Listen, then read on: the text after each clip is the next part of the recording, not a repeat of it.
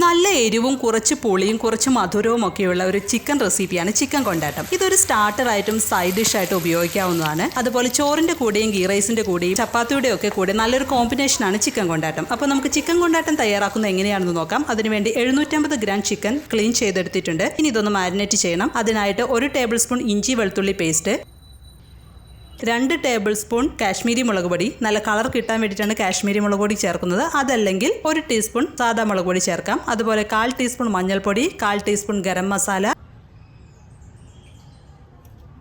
1 teaspoon ഉപ്പ്, 1 table spoon ചെറുനാരങ്ങയുടെ നീര് അല്ലെങ്കിൽ വിനെഗർ ആഡ് ചെയ്യാം, 1 തണ്ട് കറിവേപ്പില, 1 ടേബിൾ സ്പൂൺ വെളിച്ചെണ്ണ. ഇതെല്ലാം ഒരു ബൗളിലോട്ടിട്ട് കൊടുത്ത് മിക്സ് ചെയ്യണം. അതിനുശേഷം 750 ഗ്രാം എല്ലോട് കൂടിയ ചിക്കനാണ്. ഇത് ബൗളിലോട്ട് ആഡ് ചെയ്ത് 2 മിനിറ്റ് കൈ ഉപയോഗിച്ച് നന്നായിട്ട് മിക്സ് ചെയ്യണം. ചിക്കനിലേക്ക് മസാലയെല്ലാം യോജിക്കുന്നതുവരെ മിക്സ് ചെയ്യണം.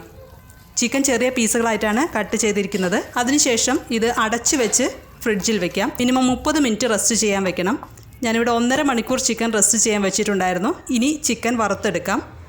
ഒരു പാൻ ചൂടാക്കി അതിലോട്ട് വെളിച്ചെണ്ണ ഒഴിച്ചു കൊടുക്കാം. വെളിച്ചെണ്ണ തന്നെ ഒഴിച്ചു കൊടുക്കാൻ പ്രത്യേകം ശ്രദ്ധിക്കണം. വെളിച്ചെണ്ണ ചൂടായാൽ ചിക്കൻ ഓരോരോ പീസുകളായിട്ട് പാനിലോട്ട് ഇട്ട് കൊടുക്കാം.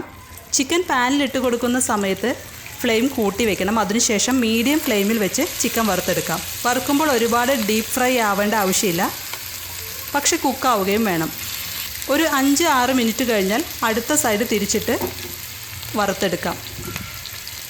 എടുക്കുന്ന ചിക്കൻ അനുസരിച്ചും സ്റ്റൗവിൻ്റെ ഫ്ലെയിം അനുസരിച്ചും ചിക്കൻ വറുക്കുന്ന സമയം ഓരോരുത്തർക്കും വ്യത്യാസമുണ്ടായിരിക്കും. ചിക്കൻ 2 സൈഡും ഫ്രൈ ആയതിനു ശേഷം പാനിൽ നിന്ന് മാറ്റാം. അതിനുശേഷം ബാക്കിയുള്ള ചിക്കൻ പീസുകൾ ഇതുപോലെ വറുത്തെടുക്കണം.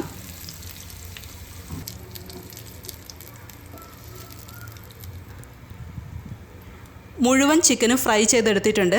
ഇനി ഇത് മാറ്റി വയ്ക്കാം. അതിനുശേഷം ഒരു കടായി ചൂടാക്കി ചിക്കൻ വറുത്തെടുത്ത എണ്ണയിൽ നിന്നും 3-4 ടേബിൾ സ്പൂൺ ഒഴിച്ചു കൊടുക്കാം. എണ്ണ ചൂടായതിനു ശേഷം തീ ലോ ഫ്ലെയിമിൽ വെച്ച് അതിലോട്ട് 4 വറ്റൽമുളകും 2 തണ്ട് കറിവേപ്പിലയും ചേർത്ത് കൊടുക്കണം. മുളകും കറിവേപ്പിലയും മൂത്ത് വന്ന് എണ്ണയിൽ നിന്ന് കോരിയെടുക്കാം. ഇത് നമുക്ക് ഏറ്റവും അവസാനം ഗാർണിഷ് ചെയ്യാനായിട്ടുള്ളതാണ്. ഇനി അതേ എണ്ണയിലോട്ട് 25 ചെറിയുള്ളി സ്ലൈസ് ചെയ്ത് ചേർത്ത് കൊടുക്കാം. അതുപോലെ ഒരു മീഡിയം സൈസ് സവാള സ്ലൈസ് ചെയ്തും കൂടി ആഡ് ചെയ്യാം. സവാളയ്ക്ക് പകരം ചെറിയുള്ളി തന്നെ ഉപയോഗിച്ചാലും മതി, അതായിരിക്കും കൂടുതൽ ടേസ്റ്റ്. അടുത്തായിട്ട് 2 തണ്ട് കറിവേപ്പിലയും 1/2 ടീസ്പൂൺ ഉപ്പും കൂടി ചേർത്ത് കൊടുക്കാം. ഉപ്പ് ചേർക്കുമ്പോൾ പ്രത്യേകം ശ്രദ്ധിക്കണം, നമ്മൾ ചിക്കൻ ഉപ്പ് ചേർത്താണ് വറുത്തത്. ഇനി ഇത് മീഡിയം ഫ്ലെയിമിൽ വെച്ച് സവാളയും ഉള്ളിയും ലൈറ്റ് ബ്രൗൺ കളർ ആകുന്നതുവരെ ഇടയ്ക്കിടയ്ക്ക് ഇളക്കിക്കൊണ്ടിരിക്കണം.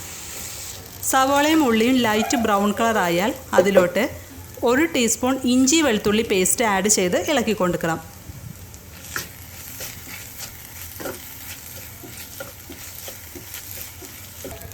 ഇഞ്ചിയുടെയും വെളുത്തുള്ളിയുടെയും പച്ചമണം മാറിയാൽ അതിലോട്ട് 1 ടീസ്പൂൺ കാശ്മീരി മുളക് പൊടിയും 1/4 ടീസ്പൂൺ മഞ്ഞൾപ്പൊടിയും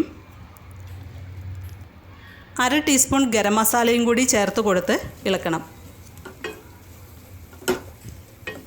അടുത്തതായിട്ട് 1/4 ടീസ്പൂൺ ചതച്ച മുളക് ചേർത്ത് കൊടുക്കാം. അതിനുശേഷം 1/2 ടീസ്പൂൺ മല്ലിപ്പൊടിയും കൂടി ചേർത്ത് കൊടുത്ത് തീ ലോ ഫ്ലെയിമിൽ വെച്ച് നന്നായിട്ട് ഇളക്കി കൊടുക്കണം. പൊടികൾ കരിഞ്ഞു പോകാതിരിക്കാൻ പ്രത്യേകം ശ്രദ്ധിക്കണം. പൊടികളെല്ലാം മൂത്ത് വന്നാൽ 2 മുതൽ 3 ടേബിൾ സ്പൂൺ വരെ ടൊമാറ്റോ കെച്ചപ്പ് ചേർത്ത് കൊടുക്കാം. ഈ ഭാഗം ആരും സ്കിപ്പ് ചെയ്യരുത്. അതുപോലെ ടൊമാറ്റോ കെച്ചപ്പ് ചേർക്കുമ്പോൾ കറിയുടെ മധുരം കൂടും, അത് പ്രത്യേകം ശ്രദ്ധിക്കണം. അടുത്തതായിട്ട് 1/4 കപ്പ് ചൂടുവെള്ളം കൂടി ചേർത്ത് ഇളക്കി കൊടുക്കണം. ഇനി ഇത് നന്നായിട്ട് തിളയ്ക്കുന്നതുവരെ വെയിറ്റ് ചെയ്യണം. ഉപ്പ് നോക്കി വേണമെന്നുണ്ടെങ്കിൽ ആഡ് ചെയ്യാം. കറി നന്നായിട്ട് തിളച്ച് തുടങ്ങുമ്പോൾ ഫ്രൈ ചെയ്ത് വെച്ചിരിക്കുന്ന ചിക്കൻ ചേർത്ത് കൊടുക്കാം.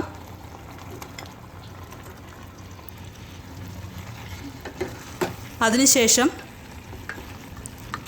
ചിക്കനും മസാലയും എല്ലാം നന്നായി യോജിക്കാവുന്ന തരത്തിൽ ഇളക്കി കൊടുക്കണം. 2 മിനിറ്റ് ഇങ്ങനെ ഇളക്കി കൊടുക്കണം. അവസാനമായിട്ട് 1 തണ്ട് കറിവേപ്പിലയും 1/2 ടീസ്പൂൺ ചതച്ച മുളകും കൂടി ചേർത്ത് സ്റ്റൗ ഓഫ് ചെയ്യാം. ചിക്കൻ കൊണ്ടാട്ടം റെഡി ആയിട്ടുണ്ട്. മുളക് ചേർത്ത് കൊടുക്കുമ്പോൾ നിങ്ങളുടെ എരിവിനനുസരിച്ച് ചേർത്ത് കൊടുക്കണം, ഇത് പ്രത്യേകം ശ്രദ്ധിക്കണം. സ്റ്റൗ ഓഫ് ചെയ്തിട്ട് ഒരു 10 മിനിറ്റ് കഴിഞ്ഞ് നമുക്ക് സെർവ് ചെയ്യാവുന്നതാണ്. എല്ലാവരും തയ്യാറാക്കി നോക്കി അഭിപ്രായങ്ങളും നിർദ്ദേശങ്ങളും കമൻറ്റ് ചെയ്യണം. കൂടാതെ വീഡിയോ ഇഷ്ടമായാൽ ലൈക്ക് ബട്ടൺ പ്രസ് ചെയ്ത് ഷെയർ ചെയ്യാൻ മറക്കരുത്.